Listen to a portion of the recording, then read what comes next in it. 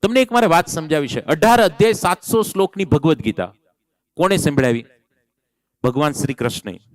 એમાં અમુક શ્લોક અર્જુન બોલ્યા, અમુક કૃષ્ણ બોલ્યા, અમુક સંજય બોલ્યા, અમુક ધૃતરાષ્ટ્ર બોલ્યા. પણ આખી ભગવદ્ ગીતા 18 અધ્યાય 700 શ્લોકની, વધારે તો કૃષ્ણ જ બોલ્યા. આખી ભગવદ્ ગીતા છેલ્લે પૂરી થઈ ને, ભગવાન કૃષ્ણે અર્જુનને શું કીધું ખબર? આ વાત વાલી મિત્રો સમજજો. ભગવાન કૃષ્ણે, નહીતર આખી ભગવદ્ ગીતા ભગવાન કૃષ્ણે અર્જુનને સંભળાવી અને છેલ્લે શું કીધું ખબર? અર્જુન, મારે તને જે કહેવાનું હતું એ મેં કહી દીધું. હવે નક્કી તું કર. હું તો તારા રથનો સારથી છું. જો તું કહે તો હું રથને આગળ લઈ જાઉં, અને જો તું કહે તો હું રથને વાળી લઉં. આખું જ્ઞાન આપ્યા પછી નિર્ણય અર્જુનના હાથમાં મૂક્યો. હલો, આપણી તકલીફ શું છે ખબર? 10% જ્ઞાન આપી 100% નિર્ણય આપણે લઈએ છીએ.